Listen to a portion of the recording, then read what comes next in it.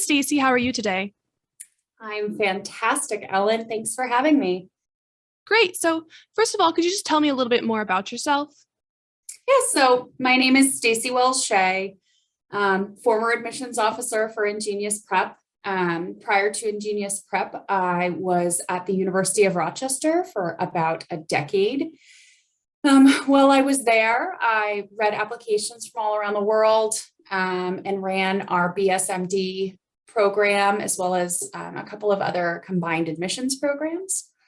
I live in Rochester, New York still. I also, while I have been in Rochester, did a master's and a doctoral degree in higher education, specializing in college choice. I have two little girls, so I'm running around and keeping busy. So, can you tell me a little bit more about how you became our BSMD expert?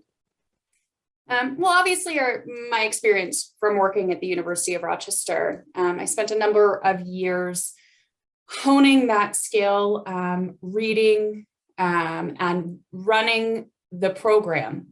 So within running the BSMD program, you start to understand not only your program, mine was the REMS program at U of R, but you start to understand a little bit more about what other BSMD programs look like, who your competition is, how students get in, how they do not get in. But yeah, about 8 years of experience running that program. I think I don't think anyone can be a full-on expert, but I think I know what I'm talking about.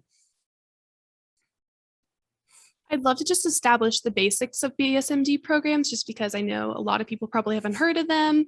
If they're listening to this episode, they likely have, but perhaps people are listening and they haven't heard of them and they might be interested. So to start off with, what are BSMD programs? So BSMD programs, most generically, are 7 or 8 year programs where a student would get a bachelor's of science, actually in some cases, or a bachelor of arts, and then automatically move in to a medical degree program. Some of them are what we would consider accelerated, so 7 years, and then the majority of them are 8 years. But really what they are is a guaranteed admission into medical school as a high school student, pending, obviously, you complete the requirements of your 4-year bachelor's degree. So what are the advantages, versus a student just applying as an undergrad? Is it so that they can ensure they're not taking a gap year? Well, medical school is incredibly difficult to get into. I think a lot of times, and especially students today, they're very forward thinking. They already have a pretty good idea. And especially, I think students who are applying to a BSMD program have had the idea that they have wanted to be a doctor since someone has said, what do you want to be when you grow up? And so the pros of a program like a BSMD program are really that once you're admitted to it, you can take a breath. You know what the future looks like. You know where you're going to be. I think it allows a lot of students to kind of, I don't want to say relax their curriculum a little bit when they're in college, but along with taking pre-med requirements, it allows them a little bit more freedom and flexibility to have fun with some other courses, knowing that they already have been admitted to medical school. Additionally, it gives great access, especially those medical BSMD programs that have access to a hospital. It gives great access to students who are undergraduates who would not normally have that type of access. Usually there's some sort, like at the U of R, we had something called the REMS seminar. They were courses, with the REMS director who was over at the medical center, who was a doctor, and that being said, they kind of get a really good insight into what is actually going to happen. Versus, kind of a generic pre-med program where they may not. If anything, maybe they're almost looked at as like kind of the higher echelon of pre-med students within their undergraduate programs. Some students, obviously, another pro would be it's 7 years if you've got an accelerated program. Rochester, ours was not, but a 7-year medical program obviously is 1 year less of paying for either an undergraduate or medical school tuition, which certainly can be huge. But really, I think the majority of it is you're already accepted. In some cases, you're not taking the MCAT, you're not studying for the MCAT, you're not planning on doing all of the med school applications, which take students a number of hours. So it saves a lot of time when you're in college. However, that's not to say that applying to a BSMD program, it really just transfers the work and that you're doing a little bit more as a high school student. Are there any disadvantages of these programs for students? Yeah, there absolutely are. After running a BSMD program, I spent a lot of time obviously advertising it and talking about the wonders of it. However, I mostly realized that the majority of students I was talking to about it were not going to be actually getting into it. They are extremely competitive. Trying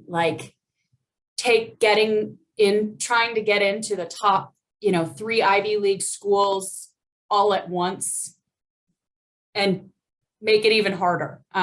It's really a process. And so along with that idea that they are extremely competitive, it's mostly the idea that what I would find is that students would be applying to a BSMD program simply because of the idea that it is a BSMD program, not because they found the undergraduate institution to be a fit for them. Fit in college is really kind of one of the most important pieces of college choice making. Are you going to go to an undergraduate institution where you are happy, where you feel as though, you're in a good environment that supports your learning? And that's not to say that that a BSMD program doesn't have those things. It's a match. The University of Rochester could be a great match for one person and not for the other person. Virginia Commonwealth could be a great match for one person and not for the other person. And what we would see is that a lot of students would apply simply because of the sake of it. Some would end up getting in and be miserable because they would think, oh, I'm in a BSMD program, but I forgot that I have to be here for 8 years. That's a big deal. I would say that the second piece is that in general, if you are strong enough to be admitted to a BSMD program as a high school student, chances are you're going to end up making it to medical school anyways. And chances are, instead of getting accepted into we'll call it a lower ranked undergraduate institution that has a BSMD program, you could get admitted to a higher ranked and a more academic institution and end up going to a better medical school later on. Mostly because, again, it's so selective and there are only so many spots. You have students who very well could get into any of the Ivy League schools who are ending up at undergraduate institutions that barely make it, into the top 50. The BSMD program makes them highly selective, but when you look on the list, they still have that undergraduate degree from a lesser institution. And I consider that a pretty big con, because in reality, all of these students that are so high qualifying to begin with, they really, usually studying for the MCAT or applying to medical school is not as much of a chore as they believe it to be. So is having a BSMD program somewhat of a draw for universities because they can use it to draw in those top students who might have gone to the Harvards, the U Chicagos, the UCLAs, and they can draw them into their school because they have this very selective program they want to attend? Yeah, absolutely. I think you'll see that a lot of institutions created BSMD or even, combined admissions programs. So BS with a master's in engineering or an MBA, or I created one in, education. All of those are really another means of marketing an institution to get students who are higher caliber than they might normally not see coming in through applications. It certainly raises the profile of the types of students who are applying to a certain university. It brings in a number of applications, which obviously, I think for any college, you become more selective, obviously, with the more applications you get and the less people you admit. It is a double-edged sword, though, because that also means that you spend time, you have to read a number of applications for students who aren't necessarily super excited about your school. I know at Rochester, we would actually have a pile of students as we were reading applications, I guess when we had paper applications back in the olden days, but when they moved over to electronic, we had almost a queue, and we called them REMS only students, people who were only applying to the university because they were interested in REMS. They would call us Rochester University. They would talk about majors that we didn't have. And those pretty quickly you figured out. And after it takes office, it takes a staff, it takes a lot of people to read those applications and sort through who are the real students who actually want to be a part of this program and care about our school. So it's a double-edged sword. It's, do you cater to US and news world and US news? I can really say that. You get it. Who do you cater to? Do you want to up your numbers? Or do you actually want to get some applicants who really care about your institution? And what kind of students are these programs looking for? As in, what kind of extracurriculars have they done? Test scores, classes, what makes them stand out from the regular pre-med applicant? Yeah, great question, Ellen. And I think that this is probably the most important piece of what an admissions counselor will look for. I dare to say, and I hate to say that we're looking for almost perfect students, but we're looking for almost perfect students.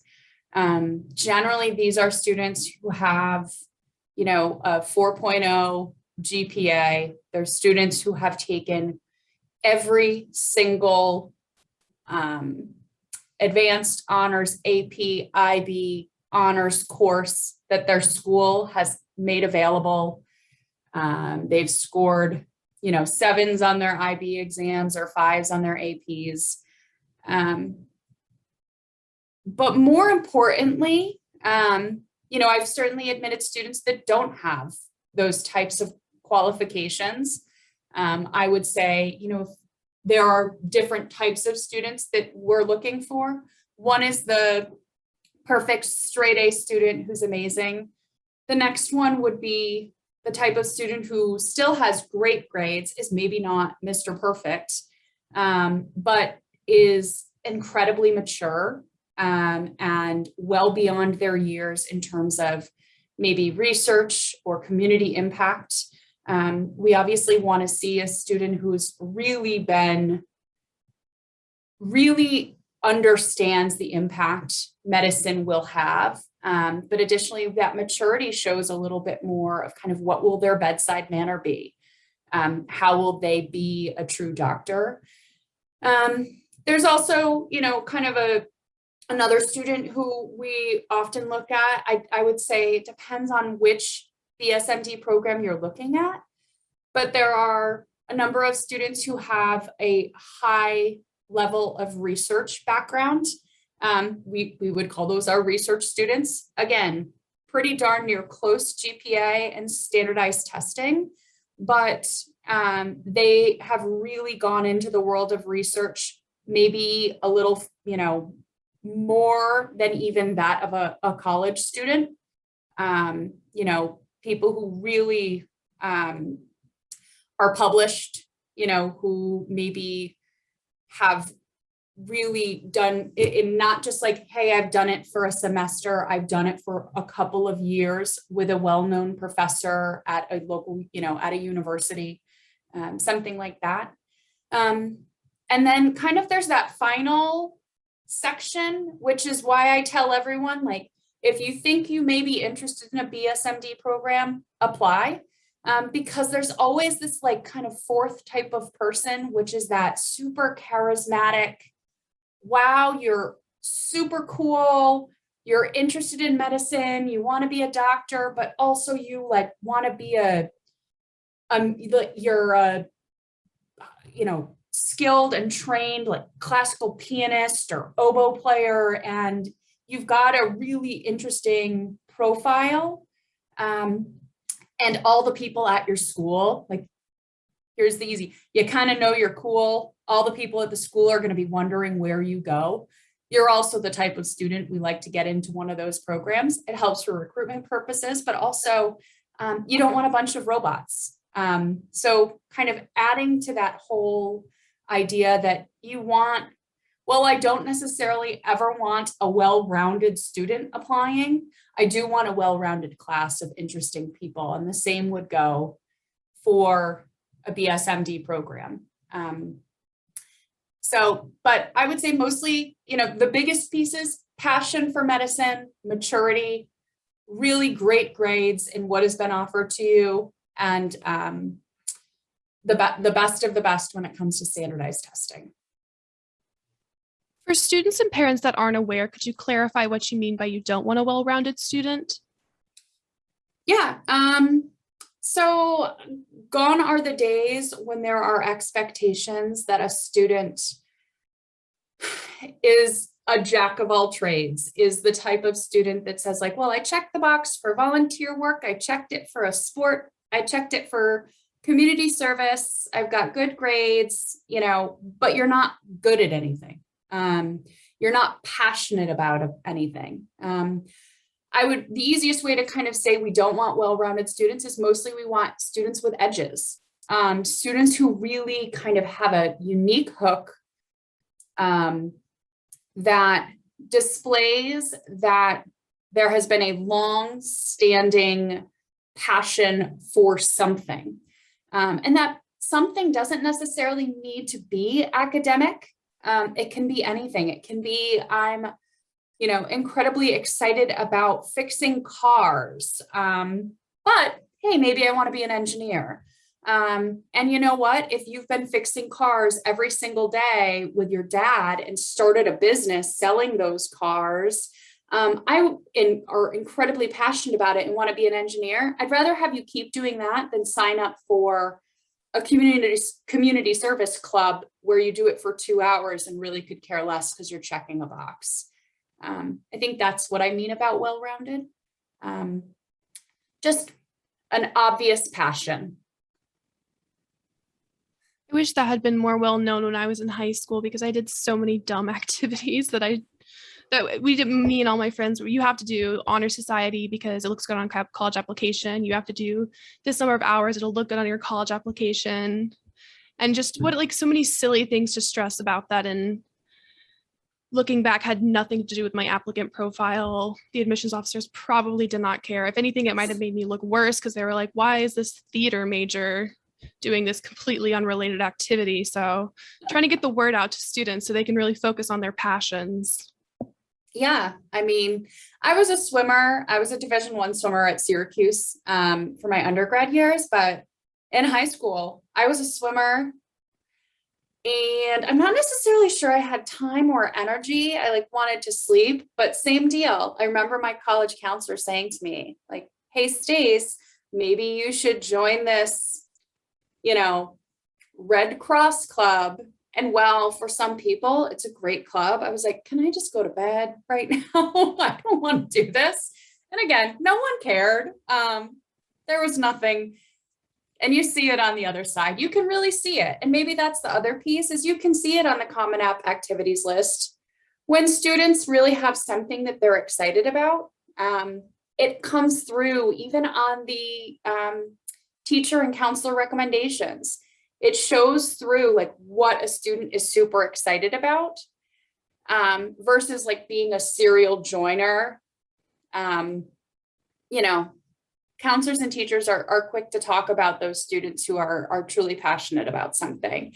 And that's not to say like, it's so hard as a high school student to go out and be like, I'm going to find my passion. It's not like it happens overnight. You obviously, I mean, I do it right now with my young 5 and 7-year-olds, trying to help them figure out what it is they love. Like you've got to expose yourself, and you certainly do have to join things to understand if that's what's exciting to you. But it would also be the tip, if you join something and you like, I hate this, I don't want to be a part of it, then get out and try something new until you find what you really love.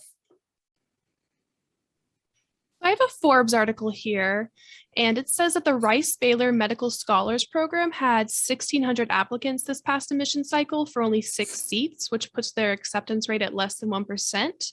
And the Case Western Reserve University's Pre-Professional Scholars Program had an acceptance rate also of 1%.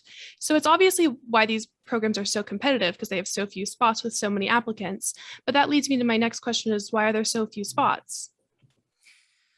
Well, obviously, I mean, I guess you need to look down the road to the next piece of medical schools are competitive. There are only so many medical schools in the country. Not everyone that applies to medical school gets in. And so for a medical school to reserve somewhere between, 5 and 10 or 14 spots for a class that is 5 years away from them is a pretty, I think it's almost a little scary. Who knows? All of a sudden, if you are, let's say Rice, it'll probably, this is obviously probably would not happen, but what happens if all of a sudden the Baylor Medical School's profile, all of a sudden, because this happens with colleges in America, all of a sudden a certain place becomes a hot spot. People want to be there. They get super excited. And all of a sudden Baylor's going, oh, wait, these people we admitted into this BSMD program and guaranteed spots, they're not as smart as our, incoming students. They don't have so do they lower the profile? Maybe. There's also the piece of students can change significantly in the 4 years as an undergraduate. They may be incredible when you talk to them in high school. And then by the time they get to medical school, they may not be incredible. So you don't want to fill a whole class of, a whole medical school class with a bunch of high school students. Would it make an admissions office, a medical admissions office, a lot easier? Their incoming class a lot easier? Heck yeah. There's this obvious piece of first you have to get accepted into, some of the schools that have BSMD programs are highly selective to begin with. And then you go through a second round. So you're admitted to the college, and then they do another read on you, which would be a read for the BSMD program. And then they make a choice of whether you should be admitted to the medical school. So you kind of have to go through a couple of rounds. And again, I think that for any medical school to have so many guarantees is tough. I don't think it always works out. And I've seen it not always work out. So.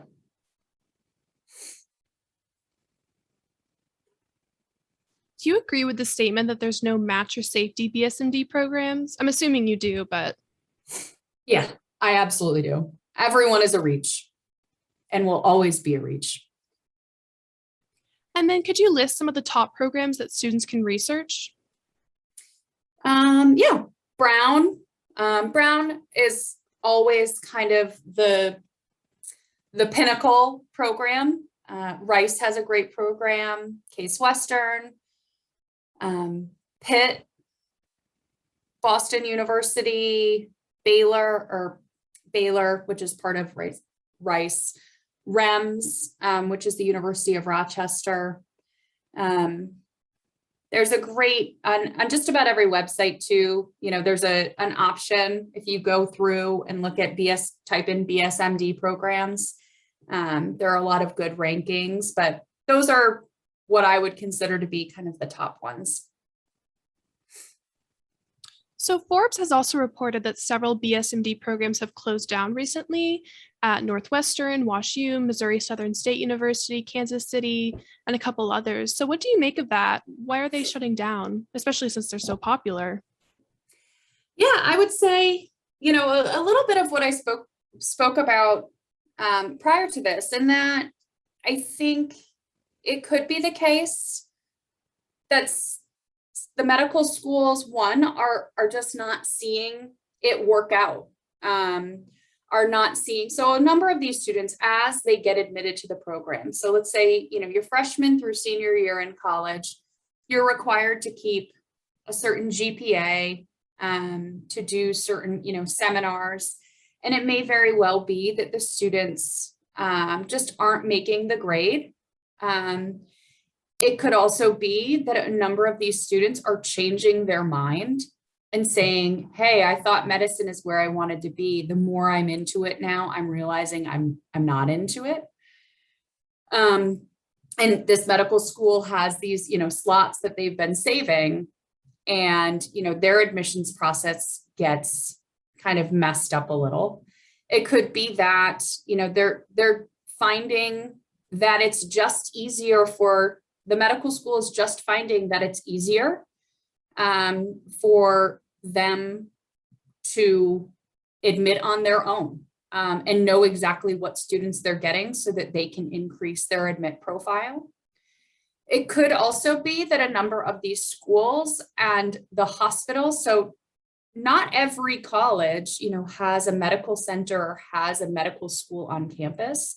It could be that some of the ties that bind the undergraduate institution and the medical school are, starting to fizzle a little bit. It also could be that the medical school or the hospital doesn't have the money. These programs are also expensive. You have to pay people to run them, and you have to pay, doctors and or, advisors, admissions officers to, one, read the applications, but also to run the program for the 4 years. And obviously, looking at even what's happened now, nothing in the medical field right now is about just throwing away money. And not to say that they'd be throwing it away, but, looking at kind of what is the most cost-effective way to get students in.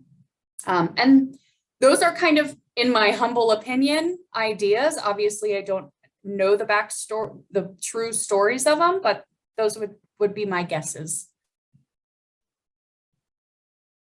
I'd love to move into the application process itself now.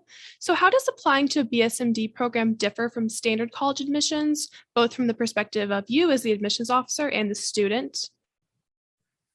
Yeah, so in general, most students will submit the application that is the same application that they would use to apply to the undergraduate institution. So Common App, or if the school has their own specific application. And then most BSMD programs will have a separate supplement that they would fill out and return at the same time that they submit that other application.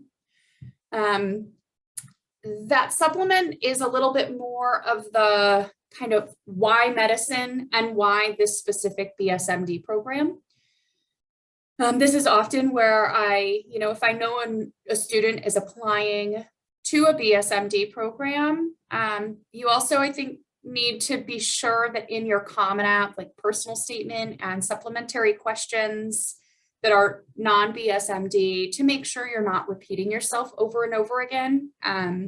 Make sure you're maybe talking a little less about medicine in your personal statement and in those supplement questions, and save a lot of that why medicine piece for your BSMD supplements. But it's tricky because you're still probably applying to schools that aren't BSMD, so it's got to be in there a little bit.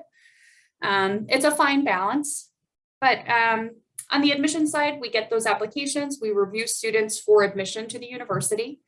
And then we would then again do a second review for students for BSMD. And this is just my perspective from the University of Rochester. I do know that a number of BSMD programs also review in a similar way.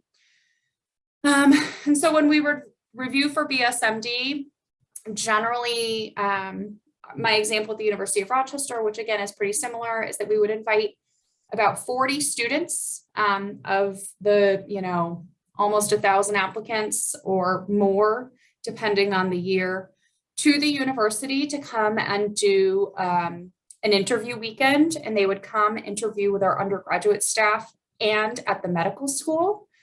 And then once that happens, once the interviews and all of that are done, then we would send out admission officer offers.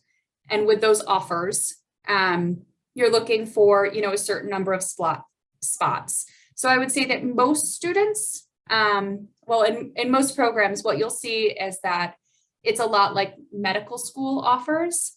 So it's not like, hi, I'm going to offer you admission, you're on the wait list, and you're denied. It would usually be you're admitted, and you send out offers to your top, say 5 students or 8 students. If any of them say no, then you ask your next student and your next student and your next student, because you've got only, so many slots. In general, really the process is not completely done until call it April, but it's certainly in time for you to say yes or no by that May 1st deadline. For parents or students who are trying to organize their finances, what are the extra associated costs? Is there an extra application fee? Is the yearly cost a little higher than an undergraduate? Is there likely a cost to fly out to do those interviews? No, so there's no extra cost for the supplement. There's no extra cost to apply to a BSMD program. All of the flights, interviews, and again, in the virtual world now, a lot of those interviews may be happening via Zoom, though I know getting students on campus is kind of #1 priority for a lot of schools. But in general, most schools will pay for flights, will pay for students to come and interview. Again, these are the top performing students in the country, or actually in the world. So most colleges are happy to help recruit them, and they do that by paying for all of that travel. I would say kind of the only thing that parents and students need to have in their head is that you've got to, you take a look at what medical school will cost. You are paying all your money to one institution for 8 years. In general, if you have a scholarship as an undergraduate, that is not the case for medical school. So let's say they say to you, you'll be paying $55,000 a year for college for your undergraduate years. That does not mean you will be paying $55,000 for medical school. You'll go through another review, be that of financial aid or whatever it may be, for medical school. So that's a different process. Certainly as you're, before you commit, I would certainly have discussions with anyone running the BSMD program or the medical school program. And I'm sure in any of the information sessions, if you are called back as a finalist, they'll discuss what it looks like financially and, what you can expect your medical school tuition to be. I also would like to probably put as a disclaimer that in most cases, students who are being admitted to a BSMD program are not, colleges only have so many bells and whistles to contribute to high performing students. So if you're looking to get the top students from all around the world, it would be wonderful to be able to say, yes, I'm going to admit you to the BSMD program and I'm going to give you a full tuition scholarship. I'm going to let you know that it is rare and probably will not happen. BSMD program students will probably get a good scholarship. They will probably not get the best scholarships, the top of the line scholarships in terms of merit-based scholarships, because again, it is a marketing tool for a college or university, just as a scholarship would be. So certainly, if there is a need-based financial aid matter, that doesn't get affected by BSMD. But the offering of a merit-based scholarship, getting into a program like this is considered to be kind of almost a reward by a college or university. They're saying to you, well, we can't give you this full tuition scholarship. A BSMD program would be, is also a great one. How do you recommend applicants prepare for their BSMD interviews? Well, the interviews, we would find a lot that when students would interview for their BSMD interviews, we would hear a lot from the people at the med school who were interviewing them. We would hear a lot of things, and I think sometimes because these doctors and professors spend so much time interviewing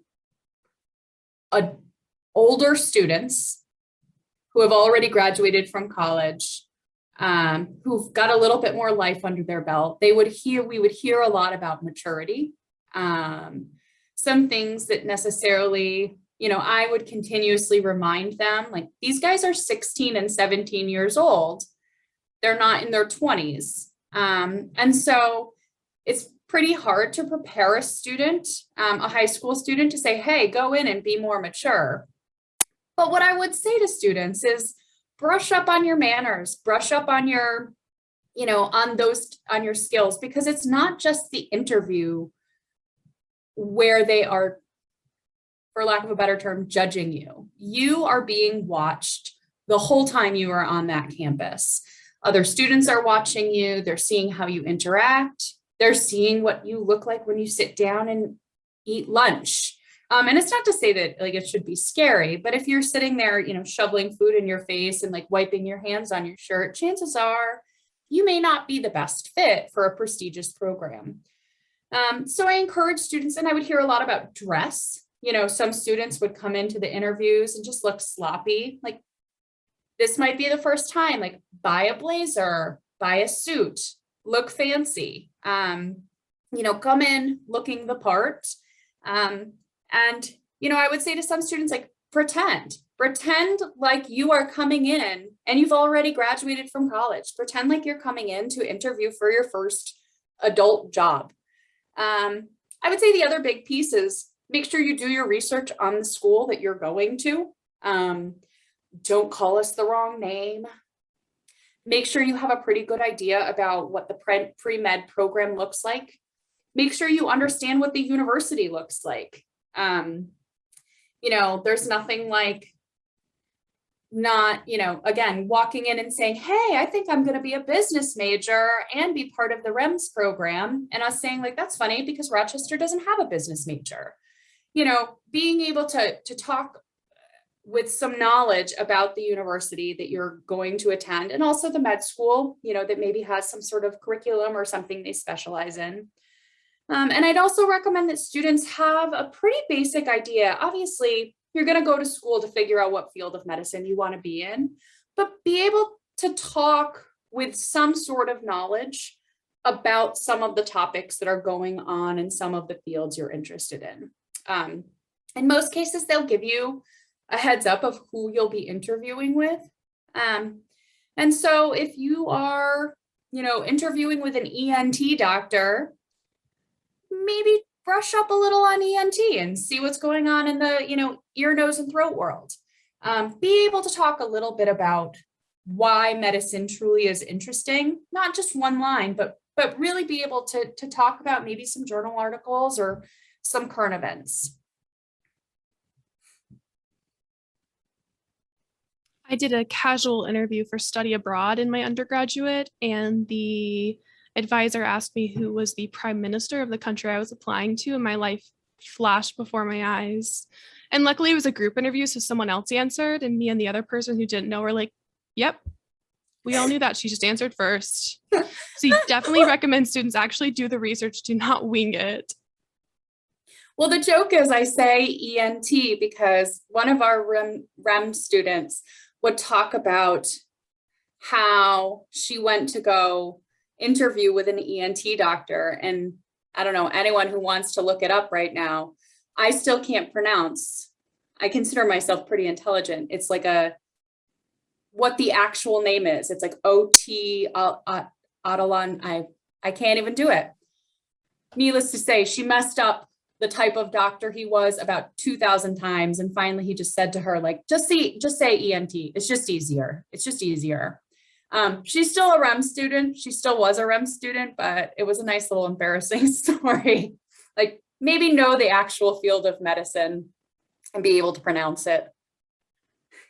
Do you have any recommendations for how students can pursue healthcare opportunities virtually to boost their activities list as they're in high school? Yeah, I mean, this was a tough one. I spent a lot of time, trying to talk to some of our ingenious students about getting clinical exposure. So, I mean, during COVID, it's like, how are you, no one's going to let you in a hospital. They're not even, they're letting no one in the hospital. So how are you going to do that? But I would say any type of healthcare opportunities, a lot of this is kind of word of mouth or talking to people that you know.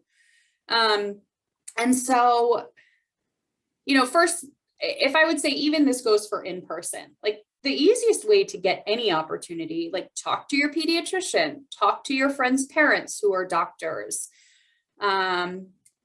If those things don't happen and you're looking at virtual ways, research is kind of the number one piece I would always say. Get those opportunities through any type of college or university that's offering research that's done online. It can be done, and it was being done during COVID. But the truth of the matter is, healthcare is really an in-person type deal. Obviously we've got a number of new platforms that have come about through COVID. And some doctors will let you shadow them as they're doing, some of their video calls and video chats. There are obviously some, check marks you have to go off and, you'll need approval from patients, but some doctors were doing that. I'd like to think that maybe we won't be doing things virtually somewhat soon, because really the best types of experience, especially for a BSMD program, are really getting in there and being where it happens. And I recommend, if you're looking at kind of that list of everything that a student should have, the other piece is that clinical piece is that you need to know what it means to be a doctor. You don't want to get in, your first day of med school and realize that you actually are not a fan of, blood or the cadaver lab, or whatever it may be. Another opportunity always is a mini med school. A number of BSMD program colleges actually offer mini med schools. And I'm just going to give you an FYI. Sometimes if you go to those mini med schools and you are the highest achiever and the best student who's just awesome during those mini med programs, you certainly get a star next to your name, and they generally will remember you when you're applying to their BSMD program. And usually you kind of get put towards the top of the list. Certainly not a guaranteed admission, but it's just one more connection. So mini med school would certainly, and I know that some of those mini med schools were being offered virtually also. It's a tough one. I would say certainly this year and in this past year, I would say that a lot of schools probably were a little bit more lenient on that, like real in-person. If you didn't have a lot of that clinical in-person experience, we kind of knew why. I would say kind of as people, we start to come out of the pandemic, there will be an expectation that, students are getting back in there and shadowing in person though. I'm interested to know how these programs view testing, because I did some research and I found that certain universities with BSMD programs, while the university proper is following test optional policies, the BSMD programs are a little more stringent. So Drexel has test optional policies, but it's highly encouraged that the students submit if they're doing the BSMD, versus Union College as still requiring students to submit the SAT or the ACT. So why is testing so important for these programs? I guess it's the same way that the MCAT will probably never, or will probably take a while, or will never be removed from a med school admission. Admission officers at medical schools love standardized testing. It's one more way, one of the many ways for any admissions officer to compare students. And in general, med school is a lot of work and it's a lot of testing, and they want to know if you're good at it or not. It's pretty simple. I don't ever, even if they say it is optional, unless you are in specific zip codes where it is very difficult to take an exam like the SAT or the ACT, or if you are in a financial place where it is limiting.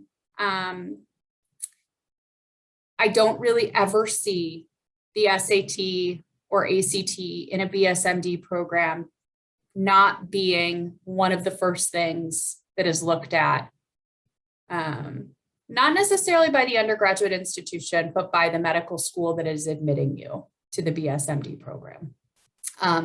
Maybe the schools that still, so some will have a guaranteed admission based on, and some will have a little asterisk saying you still have to take the MCAT. But it's kind of, we'll give you a range of what you need to take. I could see those types of places that are saying you still have to take the MCAT at the end of your senior year just to get kind of a baseline score. I could see them maybe, as you're being admitted as a high school student, being a little more lax on the SAT, but there are very few schools that have that. We've talked a lot about school fit, but are there any other major or common mistakes you see applicants making? Not really. I would say the biggest one is always just not having a clue what school you're applying to, seeing a lot of cutting and pasting of the same, BSMD supplement and saying, I want to be at this school because it's in a great city and you're like in the middle of a cornfield, not really knowing location or anything about the school. I would say the other is thinking that the only people who are BSMD are like biology and chemistry majors. The reason BSMD students are so interesting most of the time is that they have a lot of, I think maybe the right way to look at the reason a student should be applying to a BSMD program is they want to apply to a BSMD program because they know they want to be a doctor, but also they have other things that they want to do in college. that they want to explore that will help supplement their ability as a physician. And so seeing a secondary interest or even an initial interest of, I want to be a biomedical engineer, and then I want to be in med school, or, just trying to make an admissions officer think. And again, I'm not saying well-rounded, but trying to make an admissions officer think, I want to be a biology major. All I do is biology. All I study is biology. I'm going to do biology in college, and then I'm going to go and I'm going to be a physician. That's not necessarily, I want to know that you're a smart biology student, but I want to see, we had REM students who were history majors, who were language majors, who had a couple of different, you don't necessarily need to be a science major. You can be in the social sciences, you could certainly public health. So I think the mistake I would see is students not branching out of that hardcore sciences. Obviously, if the hardcore sciences are the only thing that you love and that is your edge, by all means, but make sure you understand that there are other pieces of medicine, certainly, even just when you're applying to a normal undergraduate program. But for BSMD, know that science or, medicine is all encompassing. How can younger students prepare if they're eyeing BSMD programs, or maybe just eyeing medical school and perhaps they'll apply to a BSMD program? Yeah, I think that kind of goes right off of what I just said, understanding that there are numerous parts of medicine. And if you're a younger student, doing your best to explore all of those. Explore public health, explore medical ethics, explore biology, explore psychology, explore all of those areas that can have an impact. And if you find, or better yet, do some research. Do actual science research and see if that's for you. A lot of times I will see students who are younger and they've spent a lot of time doing research, and I hear research, but I don't see a lot of the clinical side.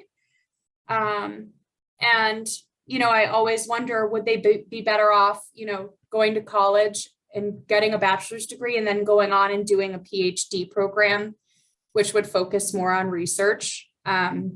So maybe just getting a better understanding of what science research looks like.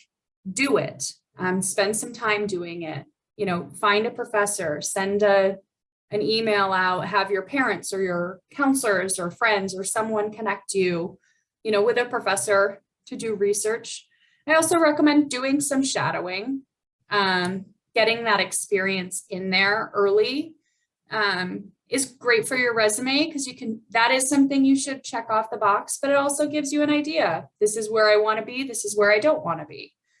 So just doing that kind of self-exploration.